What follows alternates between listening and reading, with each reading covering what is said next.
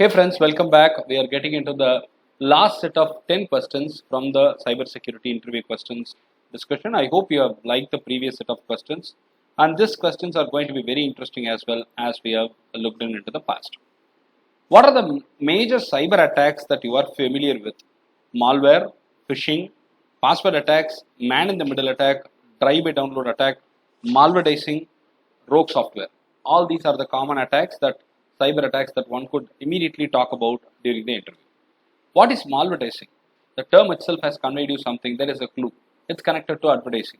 Yes, malvertising is going to use the online advertising to spread malware. Malvertising, or it can be expanded as malicious advertising, will use the online malicious advertisements to spread malware and to compromise systems.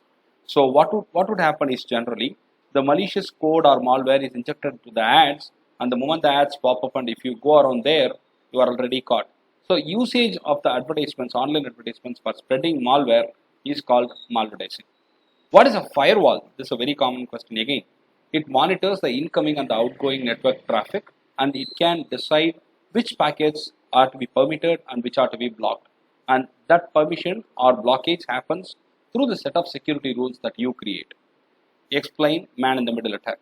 Assume there is a sender and a receiver. They communicate to each other and there is a long communication going on. Now there is a man who comes in middle, who taps and who alters the content without the knowledge of the sender and receiver. That's all. This is called man-in-the-middle attack.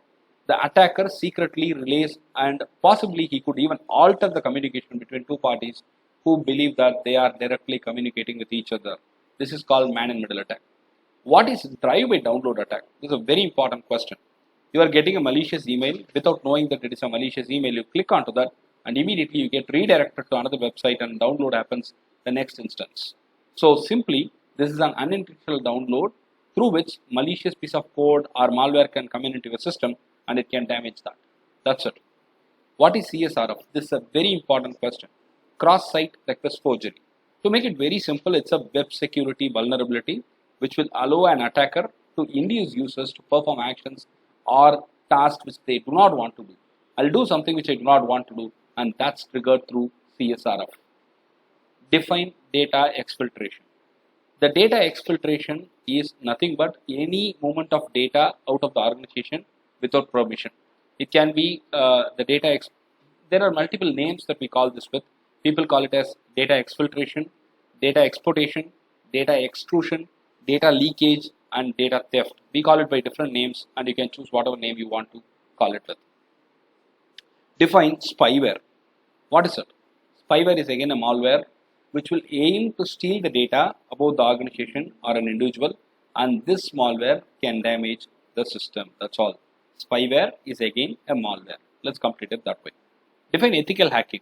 Well, is hacking ethical? Yeah, there could be an opportunity to use hacking to make it an ethical hacking. What do you mean by that? It's a structured hacking.